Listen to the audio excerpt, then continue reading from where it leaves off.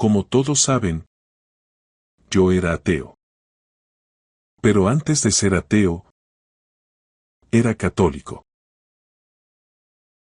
Y luego, debido a la teología, me convertí en ateo. La teología es letal, ¿no es así?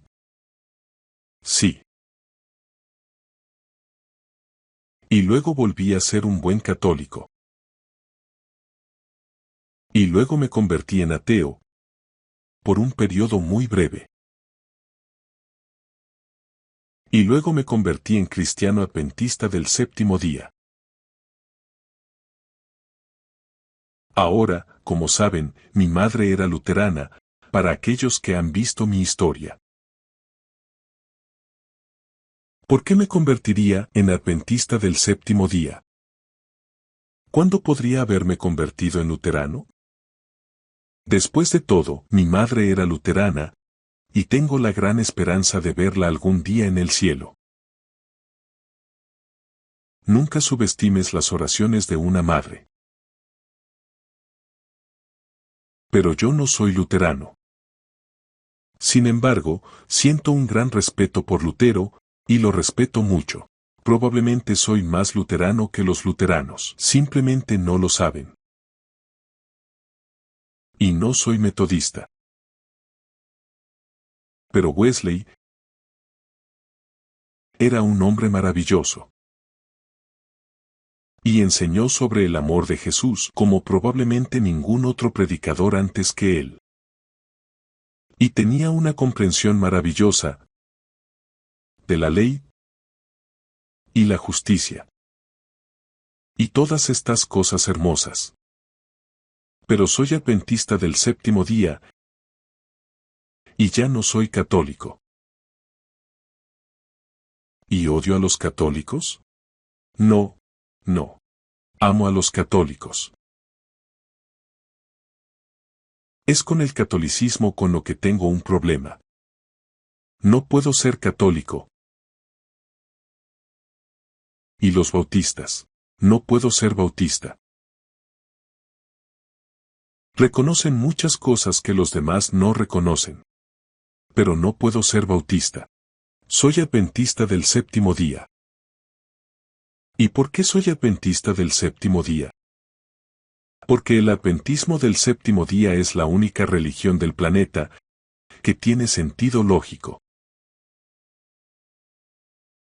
De hecho, voy a ser tan arrogante como para decir que la Iglesia Adventista del séptimo día es la única religión del planeta que puede defender sus doctrinas en una plataforma pública. ¿Me salva la doctrina? No. Puedo saberlo todo y tener todo el conocimiento y aún así estar totalmente perdido. La doctrina no me salva, pero sin duda es una hoja de ruta que me muestra hacia dónde ir. ¿No es así? ¿Y a qué Jesús quiero servir? Al que murió por mí, para que yo pudiera tener vida eterna, y no tuviera que preocuparme más por la ley.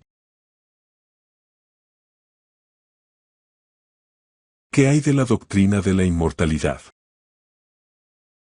Bueno, Jesús, ¿por qué tuviste que morir por mí, si yo era inmortal desde el principio? Ahórrate la molestia. Nos vemos en el cielo, ¿verdad? No tiene sentido. La gracia sin ley es un oxímoron. Es una contradicción. Es una contradicción en términos. ¿Cómo puedes tener gracia si no hay transgresión? Porque solo un transgresor necesita la gracia. Donde no hay ley, no hay transgresión. Y por lo tanto, sin ley, no necesito la gracia. Todas estas preguntas, ¿crees que otras personas también se hacen estas preguntas? Deben hacerse estas preguntas si quieren entender lo que está sucediendo en este planeta. ¿Por qué estamos en un lío tan grande si no existe el pecado? ¿Y por qué Dios, como dije antes, echaría el pecado y a Satanás por la puerta principal? ¿Solo para abrir la puerta trasera y dejar entrar a todos los pecadores? Por lo tanto, la gracia y la ley deben estar íntimamente entrelazadas. Y si defiendes la gracia de Dios, entonces también debes defender la ley de Dios. El sábado, el estado de los muertos. Yo era ateo, porque me dijeron que mi madre estaba ardiendo en el infierno. Y cuando me dijeron que mi padre estaba sufriendo por mi culpa en el purgatorio, eso fue la gota que colmó el vaso. Fue la gota que colmó el vaso. Ahora soy cristiano adventista del séptimo día. ¿Estoy a salvo por ser cristiano adventista del séptimo día? No.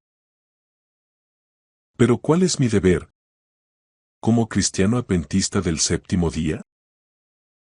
Para dejar las cosas claras sobre el carácter de Dios. Ese es mi deber. Pero te acusarán. ¿No estás siendo legalista?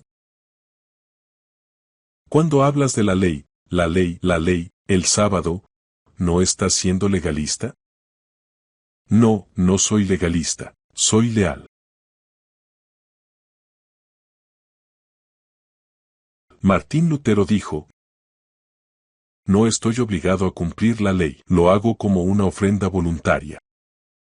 Es una ofrenda voluntaria.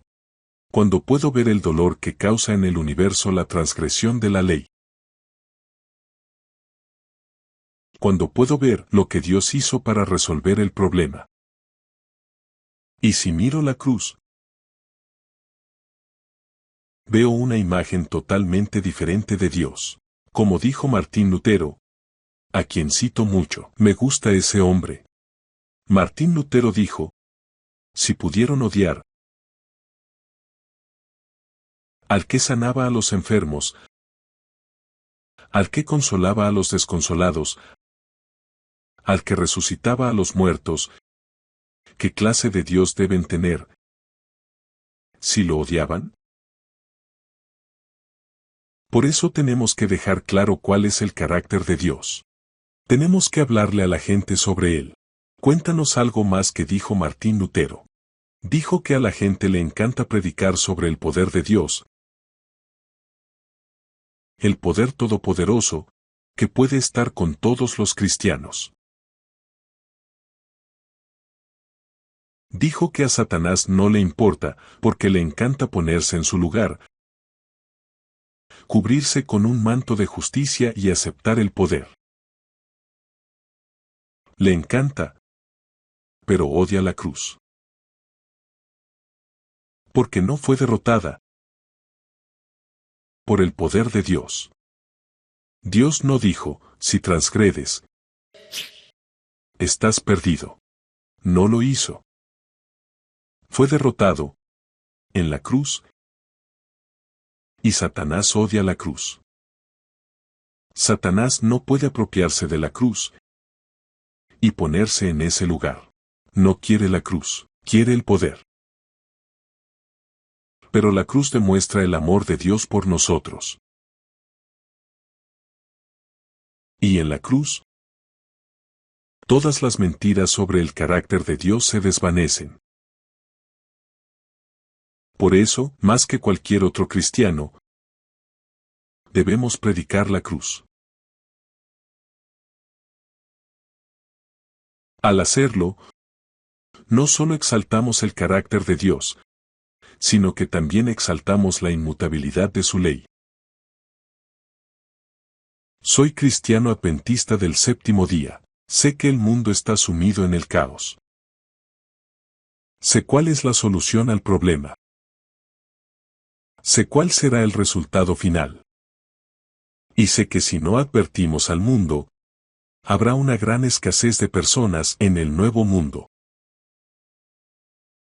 Por lo tanto, tengo un deber y cada uno de nosotros ha sido llamado a representar a Jesucristo y a la divinidad y a predicar la verdad, que resulta incómoda para muchos. Pero ustedes son la congregación final, un remanente. Y no somos solo otra denominación más.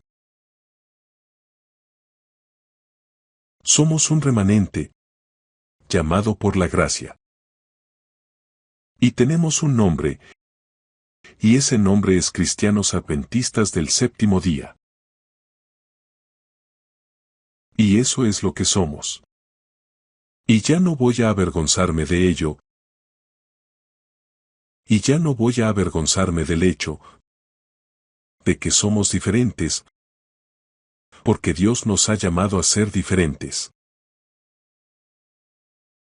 Y no voy a avergonzarme del hecho de que Dios haya considerado oportuno poner el espíritu de profecía entre nosotros. Porque Él dijo en su palabra que lo haría. Y si no está aquí, busque otra denominación que lo tenga, por favor. Así que somos diferentes. Hoy en día, es bastante difícil ser diferente, porque vivimos en un clima en el que nadie quiere ser diferente. Y he tenido ocasión de discutir con personas en altos cargos, no todas, pero algunas, afirman que predicar que hay un remanente, y que la gente debe salir de Babilonia. Dicen que eso es divisivo. Bueno, ¿no dice la Biblia, salid de allí, pueblo mío? Se ha convertido en la morada de demonios, en la morada de toda ave inmunda y detestable. ¿No es eso lo que dice? Entonces, si Dios está llamando a la gente a salir, ¿de dónde los está llamando a salir? Los está llamando a salir de Babilonia. Salid de Babilonia. ¿Quién es Babilonia? ¿Cómo puedo llamar a la gente a salir de algo si no defino lo que es? ¿Cómo puedo salir de Babilonia si no sé que estoy en Babilonia? Y cuando trato a todos por igual, y a todas las denominaciones por igual, y digo que todos son representantes de Dios, a su manera particular, y que solo debemos concentrarnos en lo que tenemos en común en lugar de en lo que nos divide. Entonces todo el mundo se queda cómodo en Babilonia, y no hay progreso. Ese no es nuestro mensaje. Somos cristianos adventistas del séptimo día, y eso va a ser incómodo. Es bíblico que Dios utilice a un pueblo para difundir el Evangelio y no utilice a todo el mundo. ¿Es bíblico que Él tenga un cuerpo? ¿Es bíblico que haya un cuerpo de Cristo? Y si es bíblico, ¿debo pertenecer al cuerpo de Cristo? ¿Sí o no? Sin duda, yo debo pertenecer a ese cuerpo. Y si Cristo ama ese cuerpo, y me dice que ame ese cuerpo, ¿puedo decirle que realmente no me interesa el cuerpo? Solo quiero la cabeza. Quiero servir a una cabeza sin cuerpo. Pero la Biblia dice que el espíritu y la novia dicen, ven. Como alguien dijo una vez, si Cristo amó al cuerpo, entonces yo debo amar al cuerpo. Es fácil amar a Cristo, pero es algo más difícil amar al cuerpo. Pero Él la amó, y por lo tanto, yo debo amar al cuerpo, como Él lo amó. ¿Y cuánto lo amó? Bueno, fíjate en todas las tipologías de la Biblia, y en todas esas hermosas historias, como Él va tras ella, y las tipologías de las grandes relaciones de la Biblia. Es una hermosa historia de amor. Es una historia de amor, como ninguna otra en el planeta, porque es verdadera. Hoy en día, tenemos gente entre nosotros que predica el universalismo. Eso significa que todos tienen una parte de la verdad. Y nosotros, como adventistas del séptimo día, quizá hayamos perdido un poco nuestra identidad con nuestra teología del remanente. Pero, afortunadamente, después de todo tenemos un papel que desempeñar. Porque tenemos este amor por el Antiguo Testamento, la Torá, la ley y el santuario, que nos une a los judíos, y tenemos este amor. Este es el argumento en el mundo. Y es cierto, hermano, tenemos esos vínculos, y tenemos el mensaje de la salud, y no comemos alimentos impuros, lo que nos vincula, de cierta manera, con los musulmanes. Y así tenemos todos estos vínculos, y tenemos a Cristo y su justicia, que nos une al cristianismo. Por lo tanto, nuestra misión es ser el pegamento que los una a todos, en el reino final de Dios. Esa es la nueva teología. Ahora bien, es cierto que tenemos estos vínculos, pero estos vínculos aún no nos convierten en hermanos y hermanas. Porque, ¿qué puede tener en común alguien que acepta al Señor Jesucristo con alguien que lo ha rechazado? Así que la teología del remanente se contrapone directamente al universalismo, que cada vez está más extendido. ¿Somos un pueblo especial llamado por Dios para representarlo en los últimos días? ¿Sí o no? Me han dicho que solo debemos interactuar donde los círculos se superponen y que todos pueden seguir siendo como son. Todo lo que tienen que hacer es aceptar a Jesús, además de todas las demás cosas. Y entonces estarás bien. Así que si perteneces a otro sistema religioso, puedes continuar en ese sistema religioso. Simplemente tienes una nueva perspectiva. Y así, con el tiempo, nos convertimos en una sopa colectiva. Bueno, entonces podría haberme quedado en la catedral, ¿no? Podría haberme quedado en la catedral. Pero no lo hice. Salí de la catedral y vine al grupo de cristianos adventistas del séptimo día.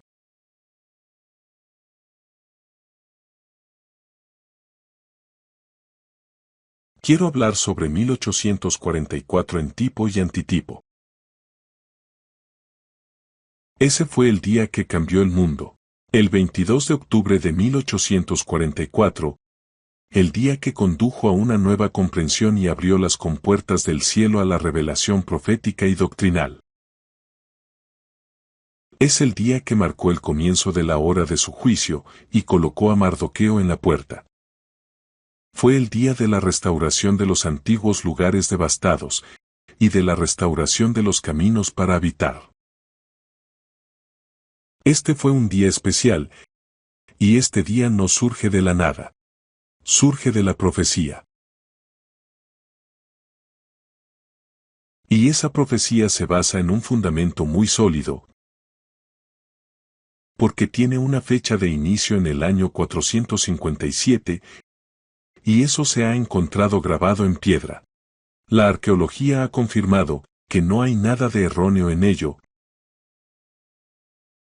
y se puede rastrear a través de la delineación profética hasta Cristo, y las fechas coinciden. Y termina en 1844, y algo sucedió en 1844.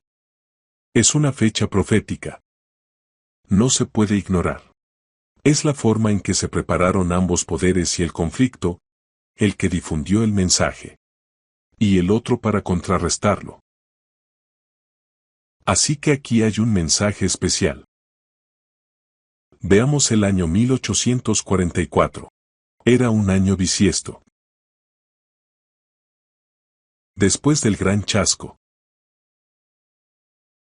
Cuando Cristo no vino, y la gente se preguntaba qué habían hecho mal. El número de fieles se redujo de unos 50.000 a 50. Es una caída considerable, ¿no? Da miedo. Entonces estudiaron la Biblia y celebraron conferencias sabáticas en 1848, y finalmente se establecieron los pilares que diferencian a esta iglesia de cualquier otra. La doctrina del santuario. La doctrina de la segunda venida, el sábado, el estado de los muertos, el espíritu de profecía. Y de todo esto surgió el contexto de los mensajes de los tres ángeles. Habían sido predicados en su momento. El primer mensaje de los ángeles, la hora de su juicio ha llegado. Ha llegado. Hoy en día, hay muchas personas que dicen que no existe tal cosa como un juicio investigador. Seguro que lo has oído, ¿verdad? No existe tal cosa. Y tenemos al público que dice que no existe tal cosa como una historia literal del santuario, en la que Cristo entra en el lugar santísimo en 1844. Afirman que la nueva versión del rey Jacobo debe tener un error cuando dice que entró en el lugar santísimo. Pero el texto no dice Agiagión. Dice Agión. No dice el lugar santísimo, eso aparece solo en esa traducción. Y el contexto de algunas de las traducciones implica que él fue al lugar santísimo, pero debió haber entrado en el lugar santísimo en una última etapa. Y la única fecha que tenemos en que el santuario sería purificado. Y por cierto, esa palabra solo se utiliza tal y como se traduce allí para el santuario bíblico. Así que tenía algo que ver con el ministerio de Dios en este plan de salvación. 1844. Ha llegado el momento de su juicio, el juicio investigador. ¿Hace Dios algo en este planeta sin investigar? ¿No dijo el que había llegado a sus oídos lo que estaba sucediendo en Sodoma y Gomorra, y que había bajado para verlo por sí mismo? ¿No le dijo eso a Abraham? Ahora bien, sin duda, si Dios lo sabe todo, ya sabía lo que estaba pasando. Entonces, ¿por qué bajó? ¿Por qué bajó? ¿Para satisfacer su curiosidad? ¿O fue para mostrar una justicia absoluta a aquellos a quienes había creado? Debe ser, porque, al ser omnisciente, no habría tenido que hacerlo. ¿No nos dice Daniel que los libros fueron abiertos, mientras el cuerno pequeño hacía lo suyo aquí abajo? ¿No nos lo dice la Biblia? Así que hay una investigación allá arriba en el cielo, y el santuario fue purificado. Estas son doctrinas adventistas. Son doctrinas especiales. Están siendo objeto de un ataque especial. ¿Quieres preguntarles a estas personas si Jesús no entró en 1844 en el lugar santísimo para comenzar esta obra? Bueno, ¿cuándo entró? ¿En la cruz? Bueno, si entró en la cruz, cuando estuvo en el santo, debió haber sido antes de venir a esta tierra entonces. ¿Y con qué sangre? Porque la Biblia dice que no entró con sangre de ovejas y cabras, sino con su propia sangre. Por lo tanto, no pudo haber ido al lugar santísimo. Debe haber sido en una fecha posterior. Y el único que tenemos que concuerda con un mensaje de juicio y purificación es 1844. Así que tenemos la doctrina del santuario, que se mantiene firme sobre una base inquebrantable. Inquebrantable. Y ya sabes lo que dice la gente, que somos alarmistas. Predicas el juicio investigador. y cuando llaman tu nombre, ya está. O estás dentro o estás fuera, te vas. ¿Sabes qué? Si mi nombre no está, y mis pecados no están registrados allí en el santuario, estoy en problemas. No temo el escrutinio de mis pecados registrados en el santuario, porque solo están ahí si las he confesado al Cordero, y el Cordero ha muerto en mi lugar. Y yo quiero que estén ahí. Y como hemos oído antes, ¿va Dios a abandonarnos en cuanto se le ocurra? ¿O va a estar conmigo hasta que sea absolutamente seguro qué camino voy a tomar? Él no me dejará ir. Sé que ahora estoy en el proceso del juicio investigador, y Él no me dejará ir hasta que exhale mi último aliento. No le temo al juicio, porque tengo un juez maravilloso. Así que no es una doctrina del miedo, es una doctrina de la esperanza. Lleva tus pecados al santuario, para que algún día, incluso el registro de tus pecados pueda ser limpiado, y puedas presentarte ante Dios, como si nunca hubieras pecado. ¿No es esa una promesa magnífica? Es un mensaje hermoso. No hay nada de qué avergonzarse. La doctrina del segundo advenimiento. Solo tienes que leer el capítulo 14 de Juan. No pasarás del primer versículo y ya tendrás la doctrina. Si todo el mundo leyera ese pequeño versículo, no habría ninguna doctrina falsa sobre el estado de los muertos, ni nada por el estilo. Si tomas ese versículo al pie de la letra, ¿no es así? Así que no tenemos nada de qué avergonzarnos en cuanto al sábado. ¿Es bíblico, sí o no? Por supuesto que es bíblico. ¿Por qué crees que estaban en contra de eso? ¿Y el espíritu de profecía? ¿Es eso bíblico? Bueno, veremos. El gran plan de redención revelado en la obra final de estos últimos días debe ser examinado detenidamente. Las escenas relacionadas con el santuario celestial deben causar tal impresión en la mente y el corazón de todos que puedan impresionar a otros. Todos necesitamos ser más inteligentes en lo que respecta a la obra de la expiación que se está llevando a cabo en el santuario celestial. Saben, nos dicen que no somos verdaderos cristianos porque decimos que Jesús no terminó su obra, ya que Jesús lo pagó todo en la cruz. Sí, lo hizo. Lo hizo. Lo pagó todo. Pagó hasta el último centavo. Pero, ¿erradicó el problema del pecado en la cruz o sigue con nosotros? ¿Alguien ha notado que ha desaparecido? Yo no. ¿Sigue habiendo pecadores en el planeta? Entonces, ¿sigue teniendo trabajo, sí o no? Por supuesto. ¿Cómo puede la redención detenerse en la cruz? ¿Qué hay de mí, Señor? Hola, 2000 años después. ¿Qué hay de mí? Gracias a Dios, Él sigue intercediendo por nosotros. No tenemos nada de qué avergonzarnos en lo que respecta a nuestras doctrinas. Mediante el estudio, la contemplación y la oración, el pueblo de Dios se elevará por encima de los pensamientos y sentimientos comunes y terrenales, y entrará en armonía con Cristo, y su gran obra de purificar el santuario celestial de los pecados del pueblo. Y se abrieron los libros, y el libro de la vida. ¿Y se puede borrar un nombre del libro de la vida? Sí, se puede. Se puede. Si no lo hacéis, os borraré del libro de la vida.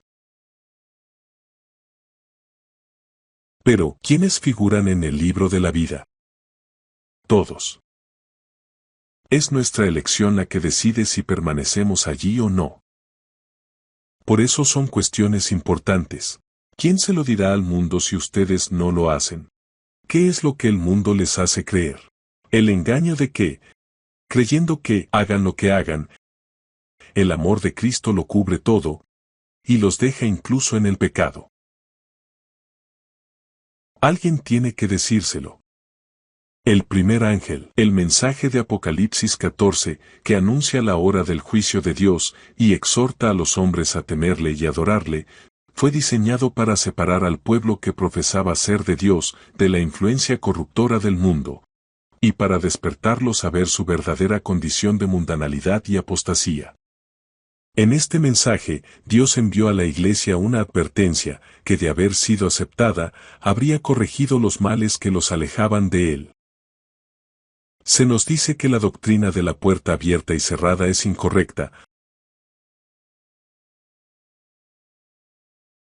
porque entonces, ustedes como adventistas, tendrían una exclusividad.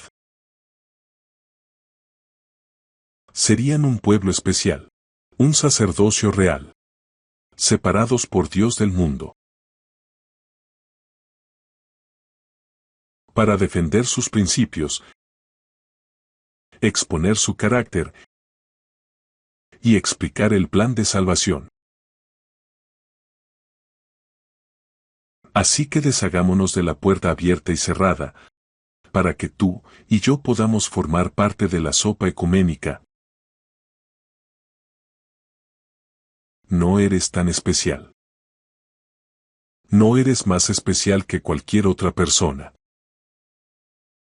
¿He dicho que fuéramos mejores? ¿O he dicho que nos han llamado? Hay una diferencia. No soy mejor que nadie. Y si alguien piensa que soy tan genial, pregúntale a mi esposa. Ella te dirá la verdad. Entonces, ¿eres especial? ¿No eres especial? Esa es la pregunta. ¿Hay una puerta abierta y una puerta cerrada? ¿Es bíblico tener una puerta abierta y una puerta cerrada? En los días de Noé había una puerta que estaba cerrada y nadie podía entrar. ¿Sí o no? Y cuando los judíos gritaron, «Crucifícalo, crucifícalo». Y él dijo, «¿Cuántas veces quise acogerte bajo mis alas y no quisiste? Ahora tu casa está desolada». ¿Aceptarían la puerta abierta? ¿Quién era la puerta? Yo soy la puerta. Si entras por mí, cualquiera que no entre por mí, y trepe por otro lado, es un mentiroso y un ladrón. ¿Atravesaron la puerta? No. Hablo cooperativamente como nación. ¿Entraron por la puerta? ¿Qué es Cristo? ¿Sí o no?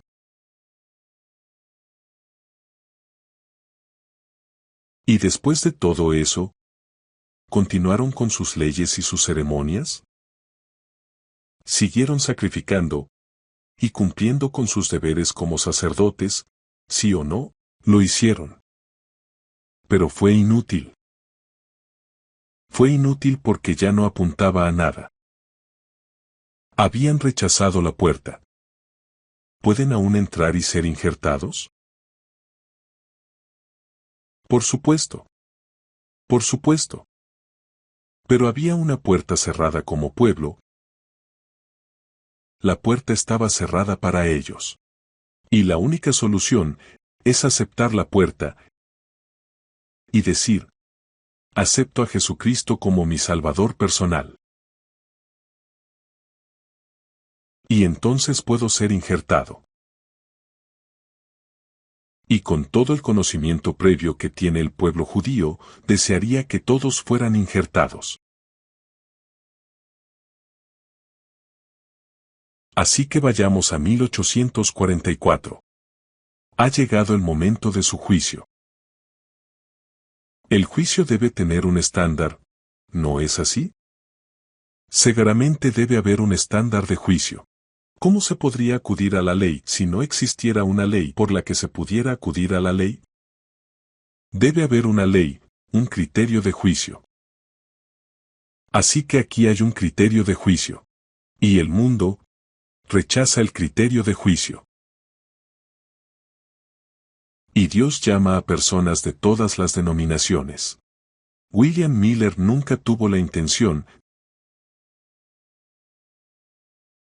de separarse de las iglesias. Nunca. Nunca lo quiso.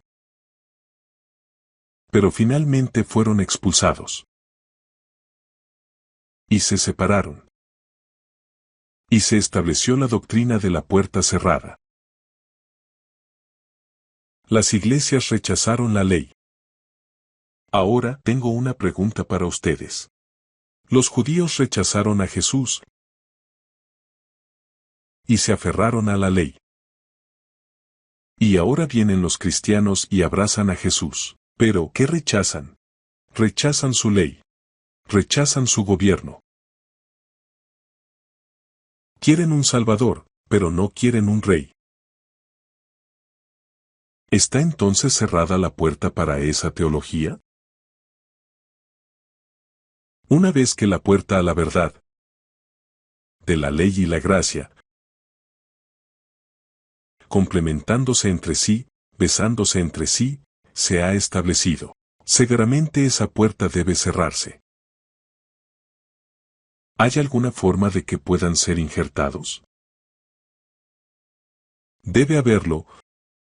Si era para los judíos, entonces también debe ser para ellos, para que puedan ser injertados, al aceptar la realidad completa del hermoso plan de salvación. Así que nadie condena a nadie individualmente, sino de forma cooperativa. Se convierten en parte de Babilonia, porque es Babilonia. Bob la puerta de él, Dios, cielo, que decide que hay otra forma de entrar, aparte de esta. Deben de ser, Bob, Babilonia. Entonces, ¿cuál es nuestro deber como adventistas del séptimo día? Predicar toda la verdad. ¿Y qué es la verdad? ¿Qué es la verdad? La verdad es: yo soy el camino, la verdad y la vida. Nadie viene al Padre sino por mí, dice Jesús. Tu palabra es verdad. Todos tus mandamientos son verdad. Tu ley es verdad. Esa es la definición. ¿Quieres una verdad parcial? ¿Te gustaría un accesorio opcional? Señor, tengo algo de verdad que venderle. Y luego hay algunos accesorios opcionales que acompañan a la verdad. Y usted puede decidir si quiere comprarlos con su paquete. O más bien, dejarlos. ¿Es eso bíblico? ¿Puedes aceptar la verdad y rechazar el accesorio opcional de la ley y del sábado? ¿Puedes aceptar la verdad y rechazar el mensaje de salud? ¿Puedes aceptar la verdad y rechazar cualquier parte del mensaje? ¿No dice la Biblia todas las cosas? No solo algunas. Así que es un paquete completo. ¿Quién va a defender el paquete completo? ¿Lo harás? ¿Y ellos? Los judíos eran un tipo, y era local. Pero tú eres un antitipo. Tú eres universal. Mirarás a tu alrededor, a todas las naciones, tribus, credos y lenguas que puedes ver aquí. Sois un pueblo universal, situado en toda la plétora de la humanidad, para representar a aquel que os ha salvado de la muerte y os ha traído a su maravillosa luz. ¿Sois un pueblo especial? ¿Sí o no? No permitan que les roben lo que Dios les ha llamado a hacer. La reforma final iba a comenzar en 1844. Fue una bautista, Rachel Oakes, quien dijo: ¿qué pasa con el sábado? No fue la Iglesia Adventista del Séptimo Día. No existían. Charles Fitch, en 1844, dijo que aceptaba la inmortalidad condicional del alma. En 1844 se vio el espíritu de la profecía. Visiones de William Floyd, Asen Faz y Elena Armon en diciembre de 1844. Todo está sucediendo aquí en 1844. Los medios para difundir el mensaje que va de lo local a lo universal. Dios amplía las posibilidades para que sea mundial. Y Samuel Morse. Me gusta Samuel Morse. Él advirtió contra los jesuitas. ¿Lo sabías? Él es quien hizo posible que esta verdad se difunda hoy por satélite en todo el mundo. Estos fueron los primeros comienzos.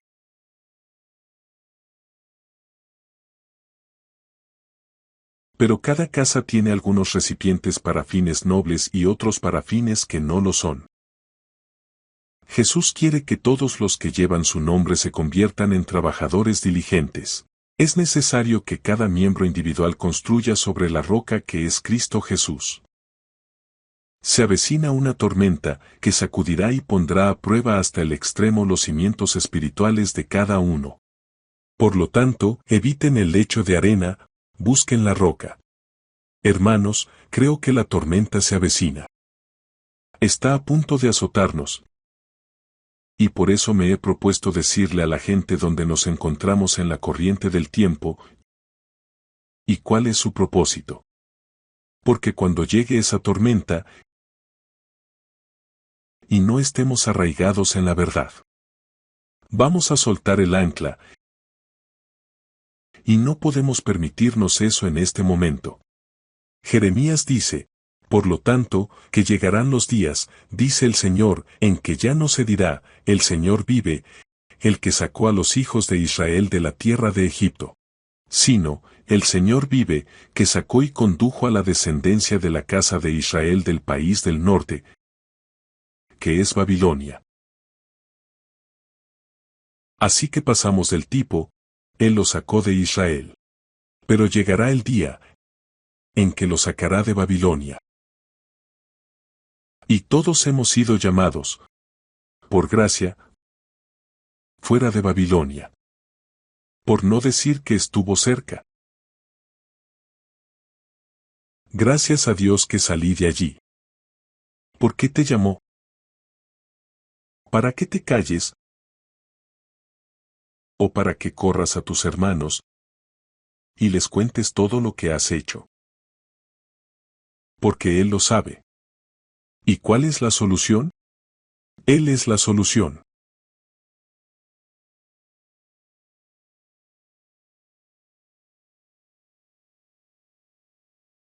Y sucederá en aquel día que el Señor volverá a extender su mano.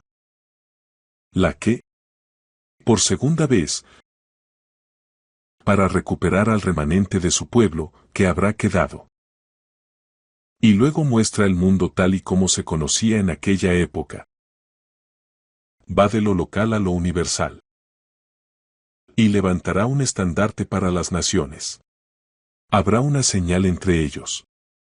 ¿Qué señal? Por favor, ayúdenme. El sábado. ¿Es bíblico que haya un remanente llamado para un deber específico? ¿Sí o no? No dejen que nadie les robe ese privilegio. Los jóvenes que se sientan en la iglesia sin saber por qué están allí y se dirigen al mundo acabando por ponerse 50 pendientes en las orejas, tiñéndose la mitad del pelo de morado y la otra mitad de rosa o calvos. ¿A quién le importa? Ahora bien, quiero recordarles que eso es una llamada de auxilio. Es la señal de alguien que dice, ¿cuál es mi propósito? No tengo identidad. Y voy a crear una, aunque sea rosa, morado o calvo, no me importa. Entonces, si hay personas así en el mundo, es porque no saben que son hijos e hijas de Dios. Por eso, en lugar de condenar, prediquemos la verdad. El pecado del antiguo Israel consistió en ignorar la voluntad expresa de Dios y seguir su propio camino, guiados por corazones impíos. El Israel moderno está siguiendo rápidamente sus pasos, y el descontento del Señor descansa sin duda sobre ellos. La misma desobediencia y fracaso que se vio en la iglesia judía ha caracterizado, en mayor medida, a las personas que han tenido esta gran luz del cielo, en los últimos mensajes de advertencia. Ahora solo quiero decirles que el hecho de que haya personas entre nosotros que ya no se adhieren a la verdad, o que incluso predican herejías, esto no hace que este movimiento sea menos el Israel final de Dios, como lo fue el de los hijos de Israel. Dios no los abandonó, los reprendió y los corrigió. Esta iglesia es diferente de cualquier otra denominación anterior. Si leéis el Apocalipsis, las 7 iglesias, arrepiéntete, o quitaré tu candelero, y se lo daré a otro. No a la Odisea. No a la Odisea. Cómprame a mi oro refinado en el fuego. Y no sabes que eres un desventurado, miserable y pobre, ciego y desnudo, y todos esos adjetivos, o de lo contrario te vomitaré. Hay una diferencia. El candelabro de los anteriores fue retirado y entregado a alguien más. Ahora no. Este es el lugar de elaboración final. Este es el caldero final. Aquí es donde se separa la escoria de la plata. Y aquí es donde habrá una expulsión, no una salida. Tenemos algunos que quieren salir ahora. No vayas y te sientes en tu colina sagrada y me digas que has alcanzado la perfección porque te adhieres al espíritu de la profecía y que esta iglesia es Babilonia debido a su patética condición. No vengas a decirme eso, porque la Biblia me dice cuál es la condición de la iglesia: pobre, miserable, ciega, desnuda. No es perfecta. Así que, hermanos, si se han separado por los pecados de esta iglesia, entonces Moisés debería haberse separado por el pecado, los pecados de Coré, Datán y Abiram, pero no lo hizo, y la tierra se abrió y los tragó. Y te digo que estamos muy cerca del momento en que la tierra se abrirá y los tragará. Pero la Biblia dice, no juzguéis nada antes de tiempo, nada. Porque siempre uso este ejemplo de Caifás y Aarón.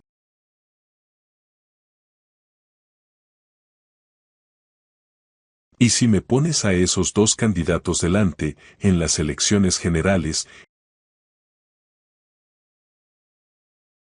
y uno de ellos hace becerros de oro, miente diciendo que han saltado del fuego, y arma un gran alboroto, que Moisés dice, ¿qué es este sonido de guerra?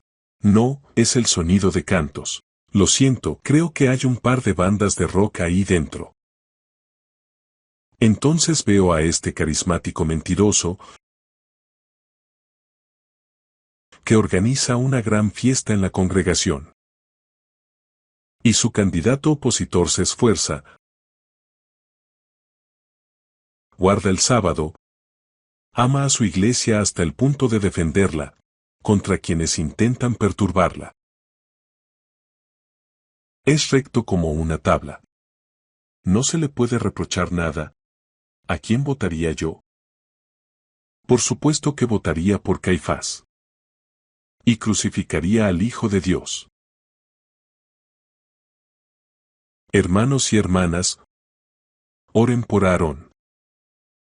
No sabes si ese presidente, ese pastor, o ese líder, actúa por ignorancia y debilidad, o si lo hace por compulsión.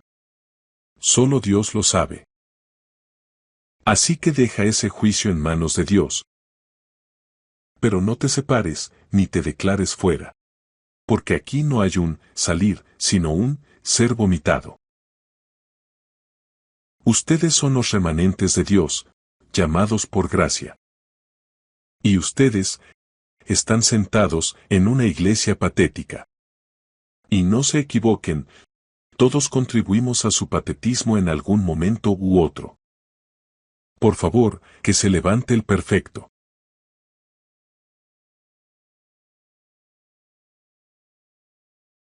Así que hay paralelismos entre el movimiento del Éxodo y el movimiento adventista. El movimiento del Éxodo se basaba en una profecía temporal concreta. Había una profecía temporal específica, y él dijo a Abraham: ten por seguro que tus descendientes serán extranjeros en una tierra que no es suya, y les servirán, y ellos los afligirán durante 400 años. ¿Tenía el movimiento adventista una profecía temporal específica? Sí, tenemos paralelismos. Génesis 15, 16. ¿Por qué tuvieron que quedarse allí tanto tiempo? Pero en la cuarta generación volverán aquí, porque la iniquidad de los amorreos aún no ha llegado a su colmo. Así que Dios espera hasta que la iniquidad llegue a su colmo. ¿Creéis que Dios está esperando hasta que la iniquidad de este mundo alcance la medida que no puede sobrepasar? Porque no quiere que nadie perezca. Que nadie perezca. Con infalible precisión, el infinito siguió teniendo en cuenta a todas las naciones mientras su misericordia se extendía con llamamientos al arrepentimiento. Esta cuenta permanecerá abierta, pero cuando las cifras alcancen una cierta cantidad que Dios ha fijado, entonces se acabará. Hermanos y hermanas, me temo que no nos queda mucho tiempo. ¿Cuántas leyes más quieren que aprueben el mundo y las Naciones Unidas en contra de la ley de Dios? Cuando anulen su autoridad en ese acto final, se acabará. Quiero decirles que la mesa está puesta. Nos vamos a casa. Definitivamente nos vamos a casa. La crisis se acerca rápidamente. El momento de la visita de Dios está a punto de llegar. ¿Quién va a advertir al mundo? Si todos tenemos un evangelio blando. Predica a Jesús, me dicen. Deja de predicar todas esas otras cosas. No es necesario. ¿Quién me dice eso? ¿Los de fuera o los de dentro? Los de dentro. Les dije: hermano, el mensaje no es para ti. ¿Por qué lo escuchas? Déjalo de escuchar. ¿Estás en Babilonia, o estás en la iglesia del Señor? ¿Qué pasa con la persona que está en Babilonia? ¿Qué hay de esa persona que se sienta frente al presentador y reza a un Dios muerto? ¿No tiene derecho a conocer a un Dios vivo? ¿Qué hay de ese pobre seguidor de la nueva era? ¿Qué cree que él es Dios? ¿Se va a salvar a sí mismo? ¿Quién va a cuidar de él? ¿Y vas a predicar a Jesús a un ateo que ya lo ha rechazado? Odio a Jesús. Ven a mí con tu Jesús, piérdete. No quiero a tu Jesús. Ve y mira lo que dicen los ateos. Ve a ver a los grandes profesores de nuestras grandes universidades del mundo, y mira y lee lo que escriben de Jesús. Las peores cosas que puedas imaginar. ¿Vas a predicarle sobre el amor de Jesús cuando él lo desprecia? No. Vas a predicarle la profecía. Y entonces le vas a quitar la alfombra de debajo de los pies, de su autoestima, y le vas a mostrar dónde estamos en la corriente del tiempo. Cuando se dé cuenta de que tal vez haya un Dios en el mundo, tú le traes al Jesús verdadero y no al falso. Y tal vez pueda ser salvado, como un tizón sacado del fuego. Si alguien no lo hubiera hecho por mí, ¿dónde estaría ahora? Te diré dónde estaría. Estaría muerto por la forma en que comía. Y estaría muerto para siempre, porque no habría nadie que intercediera por mí. Yo lo rechacé. Gracias a Dios que alguien alzó la voz. Así que tenemos que predicar estas cosas, nos resulte cómodo o no. El tiempo durará un poco más hasta que los habitantes de la tierra llenen la copa de la iniquidad. Y entonces se derramará la ira de Dios. No porque nos odie, sino porque nos liberará de nuestra miseria. Así como en los días del Éxodo, el sábado ocupará un lugar destacado en el antitipo. Yo los traeré y ellos guardarán mi sábado. Ya conocen el texto, Isaías habla de ello. Debían predicar estas cosas. Y el Señor Dios, que reunió a los desterrados de Israel, dice, aún reuniré a otros junto a él, además de los que ya se han reunido. Solo hay dos reuniones.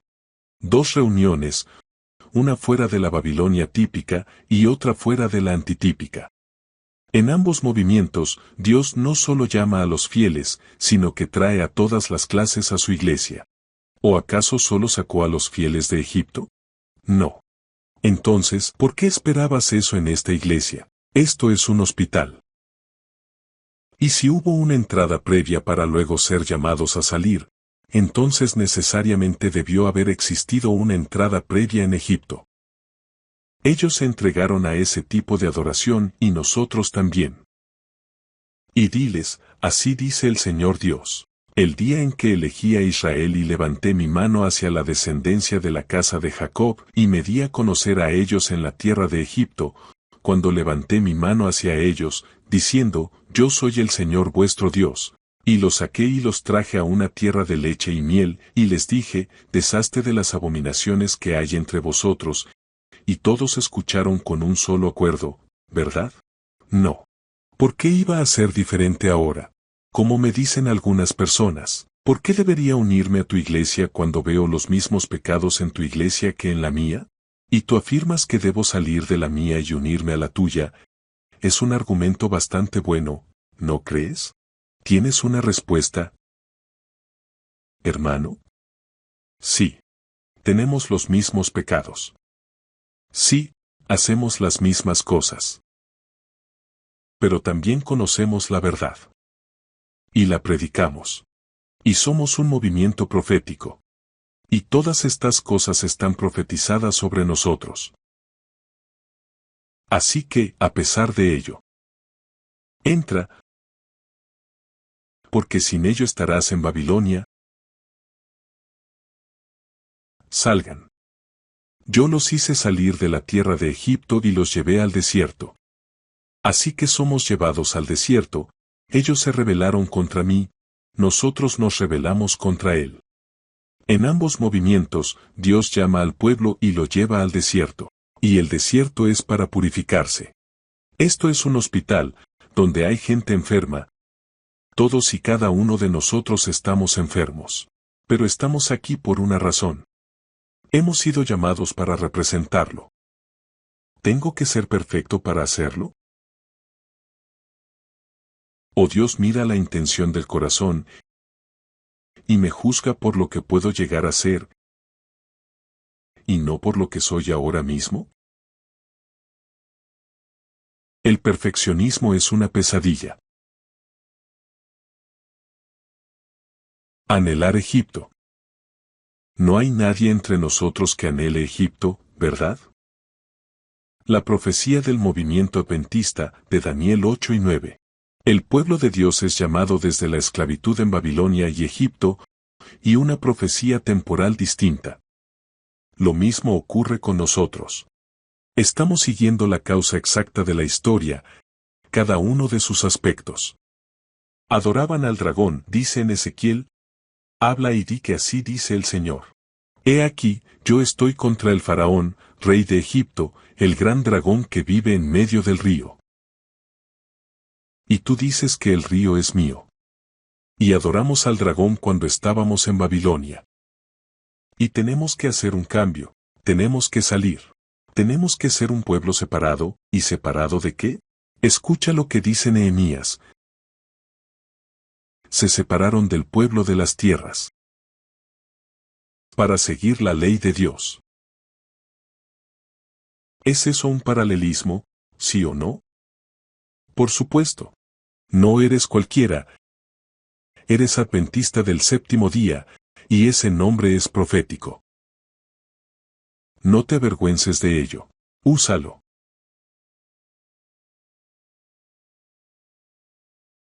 Así que el sábado en el centro, está colocado en el centro del arca, en el centro del lugar santísimo, en el centro de la tribu sacerdotal, en el centro del campamento de Israel. Y el Señor colocó a Israel en el centro de las naciones, y así estamos nosotros ahora en todas las naciones. Quiero hacer una última observación aquí. Dios despertará a su pueblo si otros medios fallan. Las herejías se introducirán entre ellos, y los separarán, separando el trigo de la cizaña. Esa es una afirmación muy poderosa. Algunas personas dicen, y si leo algunas de estas revistas y páginas web, de quienes critican a la Iglesia Adventista, mencionan todas las herejías. Yo solo digo que estamos cerca del fin porque las herejías están aquí. ¿Y saben qué? Las herejías empeorarán. Y las herejías serán tan graves que incluso un niño podrá distinguir entre la verdad y el error. Porque Dios quiere que tomes una decisión. O corremos con la multitud, o con las herejías, o nos mantenemos como un pueblo fiel a la verdad de Dios. La verdadera piedad se distinguirá claramente de su apariencia y su ostentación. Muchas estrellas que hemos admirado por su brillo, se apagarán entonces en la oscuridad. No confíes en nadie de esta iglesia, incluyéndome a mí. Solo soy un ser humano. Mañana puedo resbalar con una cáscara de plátano y dirás, desde el principio había un impostor. Voy a dejar esta verdad. No hagas eso. Tengan una base mejor que la de un predicador. La única base que funciona es la de Jesucristo. Cuando los árboles sin frutos sean talados por obstaculizar el terreno, cuando las multitudes de falsos hermanos sean distinguidas de los verdaderos, entonces los ocultos serán revelados a la vista. No condenen a la iglesia porque haya falsos hermanos entre ella. Esta es la iglesia remanente de Dios. El movimiento del Éxodo estaba estructurado y ordenado. Había orden en el campamento, y el movimiento adventista está ordenado. Hay orden en la iglesia. El espíritu de profecía nos dice que no habrá menos y menos orden a medida que nos acerquemos al final. Cada vez más orden. Pero de nuevo digo, no juzguen quién es Caifás y quién es Aarón. Hubo una organización minuciosa y nosotros tenemos exactamente lo mismo. La iglesia de Dios está organizada y financiada por diezmos y ofrendas, al igual que Israel, y debemos tener la misma estructura. La iglesia adventista del séptimo día tiene un presidente que corresponde al cargo de Moisés. Tiene presidentes de división que corresponden a los príncipes tribales. Capitanes de miles corresponden a presidentes de unión, presidentes de conferencia, pastores y ancianos. Esta es la iglesia de Dios. ¿Había 250 príncipes que estaban tan desviados como Coré, Datán y Abiram? ¿Sí o no? ¿Eso hizo que Israel fuera menos de lo que somos? Y luego el movimiento del Éxodo fue liderado por Dios. Y así, el movimiento adventista es liderado por Dios. Ahora no podemos elegir otro capitán, u otro cuerpo. Satanás está utilizando ahora todos los medios a su alcance para alejar las mentes del pueblo de Dios de la verdad presente y hacerles vacilar. Vi una cobertura que Dios estaba extendiendo sobre su pueblo para protegerlo en tiempos de tribulación. ¿No es esa una promesa maravillosa? Y entonces el movimiento del Éxodo fue liderado por un profeta. Moisés era el profeta. E incluso había otra profeta que resultaba ser una mujer, María. Y por medio de un profeta, el Señor sacó a Israel de Egipto. A Moisés se le concedió una visión de Canaán y la liberación final antes de su muerte, y a Elena de White se le concedió una visión del Canaán celestial y la liberación final antes de la muerte. Moisés era manso y no quería hacerlo. Elena White lo mismo, ella dice, soy joven, no puedo hacerlo, no me recibirán, y además seguía cojeando. Moisés tenía miedo de decírselo al pueblo. Ella tenía miedo de decírselo al pueblo. Moisés murió en las fronteras de Canaán, no entró. Elena White murió y no pudo entrar. Podría haber entrado, en 1888. Pero se volvió con el pueblo de Dios. Al igual que Moisés se volvió con el pueblo de Dios.